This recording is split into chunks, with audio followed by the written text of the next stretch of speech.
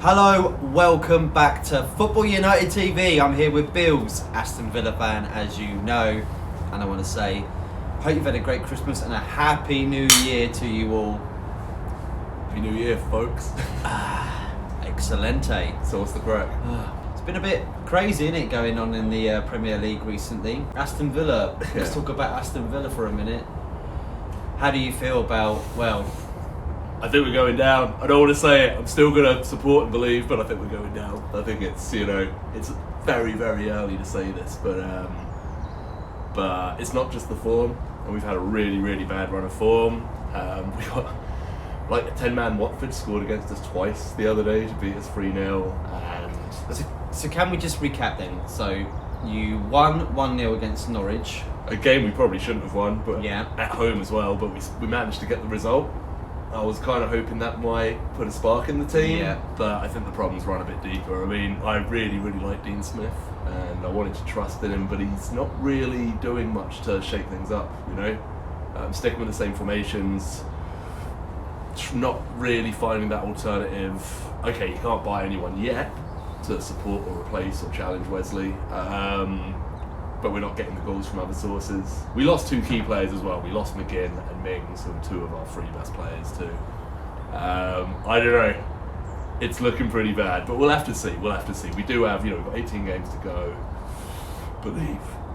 But what about, so you got hammered by Watford 3-0 as well. Yeah, really bad. Not in performance as much as scoreline, yeah. Just to throw it in there a little bit, we did have this conversation, didn't we, on the Christmas special, and I threw out that Nigel Pearson could be potentially the manager for Watford to get them out of the relegation battle.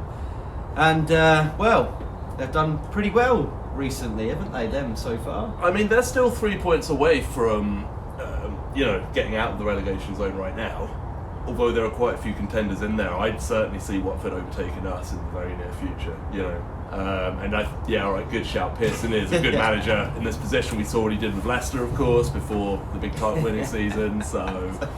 No, it's fair enough. If Smith were to go, and I don't know what's happening in that respect, but there's got to be some conversation being had though, and I wouldn't mind Pearson as a replacement if that happened. Obviously, it can't happen now, but... what about just John Terry taking over as being the full-time manager? A lot of people are saying that, and it's possible, but is that where you throw someone into? We've seen Newcastle try that with Alan Shearer. Alright, that's a club legend there. Terry isn't a Villa legend, but he's, very much embedded in the system now. I don't know. You look at, say, Lampard at Derby, he wasn't thrown into a relegation battle, he was taken on a sort of comfortable...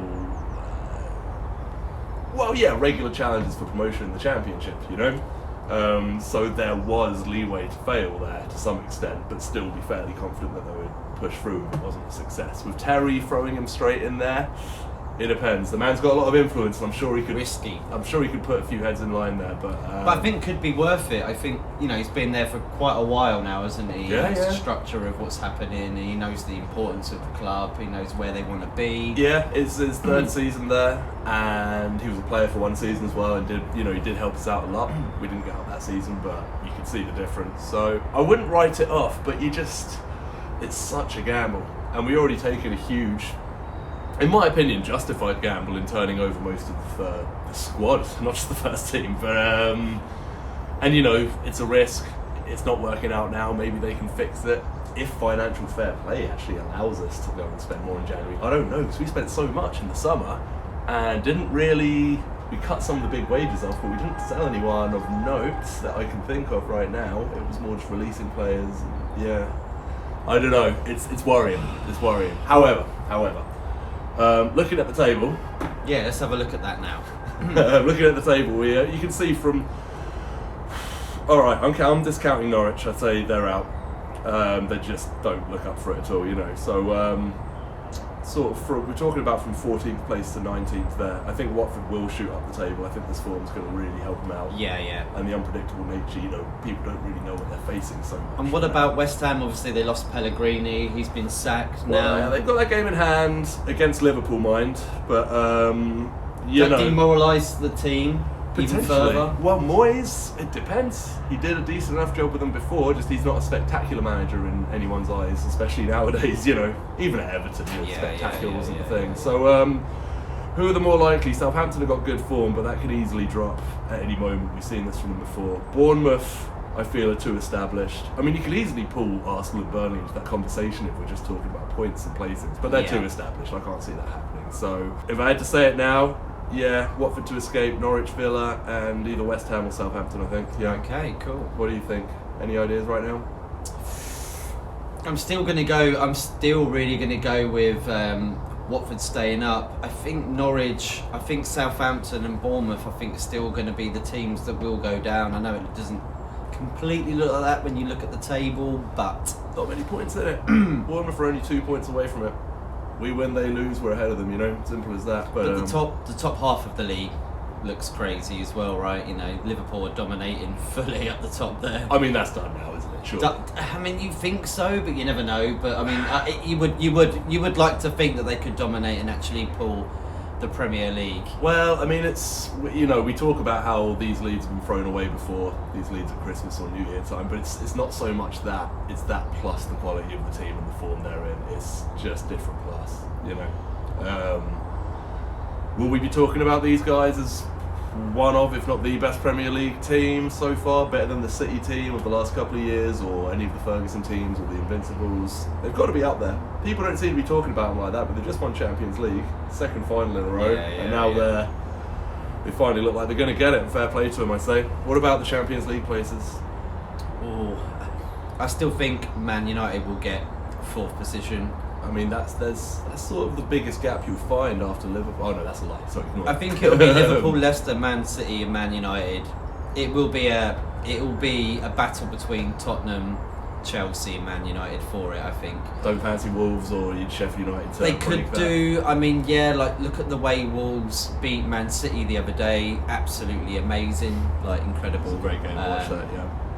But I don't know. I just think that it has to be with them three. I think they're the clubs that the Champions League wants to see anyway. I don't know. Well, I know that favouritism doesn't come into play. You just choose who you want to be in the Champions League. But I think if you wanted to make a bet, I think the odds on them getting the fourth position, it'd be them three, and the other two would be outside bet. I mean, Sheffield United are obviously going to stay up, but the bubble will burst at some point. I mean, they've dropped the odd point here and there recently. They've done so well so far, but I can't see them, sustaining a Champions League push. Potentially Europa League, but there's a lot of quality up there. Mourinho needs to sort Spurs out. He's got a transfer window to work with. Back to FFP. It's difficult to know who's been affected by that. Spurs, they're spending over the last few years. We need Joe for this, don't we? I think they got so far in the Champions League. They got quite a lot of money out of it, and the fact that they got back into the Champions League again as well, I think they might be able to balance it out. It was only really on Dembele and a few other players that they got in. He did cost a fair bit. He did cost a fair bit. And Lo Celso's a loan that they can make permanent as well, so that's exactly, they haven't spent out on him yet. That's washed. Mind you, they might sell Eriksen, of course. But he's been doing quite good for Tottenham recently under Mourinho, hasn't he? He was, apart from Lucas Moura, one of the star players. Okay, well, I haven't seen so many of the games since he's taken over, but certain players have kicked into life. Dele Alli seems to be, the most prominent of them. Of course. But, there are things they've still got to fix there. It's difficult to say because, it's Mourinho. Not only is it Mourinho, but it's a Mourinho that's promising to do things differently, so he could just be talking rubbish. He's been known to do that before, but, he's not completely one-dimensional. He knows how to pull different tricks out of the bag. That's where his success comes from. So I'd actually fancy Spurs more than United to get that. I just think there's been quite...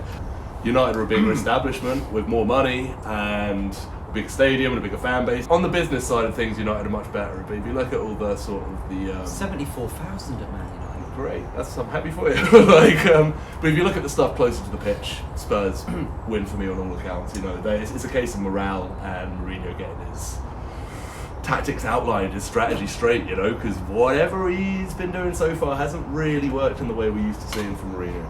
But he needs time, of course, just like any manager, you know. It's, other than Nigel Pearson, apparently. And at least after a Tottenham game, you can go into the foyer and buy yourself a lovely spicy chicken wing meal and a beer from their own brewery. Yeah, it's really nice though. That will calm down the hate of the games that you lose. So what about the other one's the transfer window, I suppose? Yeah, you lost your man Haaland or Haaland. So yeah, or this was apparently a done deal. But I was telling you about this as well. So Haaland from RB Salzburg was meant to go to Man United. They got together with the player and the club, like they signed out a deal, but I think with the agent Mino Raiola, who is Haaland's agent, there was something, I mean, I've heard with the Paul Pogba case, saying in that deal... So you mean like, you know, if I were to help, imagine I'm the agent here, you know, if I were to get Haaland to come to Manchester United, you'd need to facilitate Pogba's move away from Man United.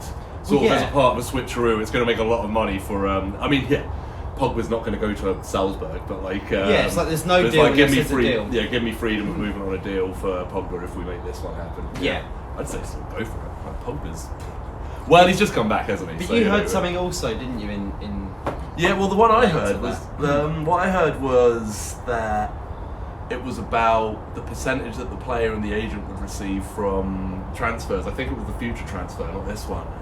Because obviously, they're expecting him to move on for a lot more money from Dortmund in the future, much like your Aubameyang, Sancho, whoever else, probably could buy it. but Dortmund, didn't he? Yeah. But they basically wanted a percentage of the future deal, and Man United wouldn't budge on that. They just said, no, let's keep it flat as it is. So Liverpool seem to be the new Man United. They got Minamino from RB Salzburg as well. I mean, he looked very good against them in the Champions League. Oh, okay. I didn't actually see him play. Why the new Man United? Like, do you mean like plucking away at Salzburg? Or? Just doing the deals, and you didn't hear anything about it. Oh, okay. You know, like how Man United just did a deal and you didn't hear anything in the press about it, apart from Ruud van Nistelrooy, where it went a bit shaky, didn't it? Because he sprained his ankle during a deal. There's a few other bits, like with Berbatov. I remember there was a lot of fuss around that, and but mainly he got the man you wanted, didn't he? Yeah. Like I remember when they took Ashley Young off Villa. It was not totally under the radar, but they managed to keep it quiet enough, I suppose. I don't know what this guy's like though. I don't know if he's really got any realistic chance of getting into that Liverpool team, or if they're expecting someone, maybe one of their squad players, someone like Shaqiri or someone to move on, then maybe. But I have no idea. In reality, I know what Villa need. We need a striker. We need a striker, and we need backup central defence. We've actually got plenty of centre backs, but we've just seen if we lose Tyrone Mings, we're screwed, And if we manage to stay up, and I still think it's possible, but if we do, the chance of keeping him, unless we make some real big push or some real big changes regarding recruitment, the shape of the team, the depth of the squad, then we're going to lose him. Fair enough, that guy's a top quality player. I think he's been sort of kept under the radar for a long time. Yeah. But we need that striker, and I really don't know who we could get. So there was some talk about getting Ryan Brewster in from Liverpool, and I think he looks like a great prospect. He's injured at the moment, but he does, he can do a job. I think he'd thrive at a club sort of like Villa, at least, with the freedom to go out without too much pressure on him. He knows what his role is, he's been brought in, and it's not, fingers won't be pointed at him either if he doesn't succeed. But who else would you get? I never even knew about Wesley before we bought him, to be honest, and apparently that's a £22 million player, Well, in this market, like, 20 million gets you a Dominic Solanke, doesn't it? So, I don't know. Can I ask you something? Sure. How was your Christmas? How was my Christmas? It was really good. Yeah, really nice. My brother and sister-in-law had both sides of the family down. It was lovely. What about yours? Yeah, it was not too bad actually. Yeah. I told you before I ate a lot of stuff. I had a few drinks as well. No. Did a bit of a pub crawl on Christmas Day. Rock and roll. With your old man as well, right? Yeah, and co. And a few others there. Grandad, Nan, Very auntie. But basically, have a happy new year, man. Happy New Year to you, bro. And like you lot as well, have a bloody good new year. Remember, we're in a new decade now. Things gonna change. Things gon' change. And thank you very much for tuning in. Please do subscribe share, like, do what you can. We're trying to get to at least 200 subscribers by New Year's. Not going to happen, but I'll throw it out there. Thank you everybody for subscribing anyway. It's been very, very helpful. We're on 186 now, which is not too bad. Yeah, you're really getting close to the line Pushing a there. little bit. Pushing a little bit. But that's all the thanks to everybody that comes on and helps us out. Pleasure. If you do want to come on, just be in contact with me. Direct message on YouTube or Facebook or Instagram. Football United TV. And thank you very much. And again, have a happy new year. Bless. Cheers. Bye-bye.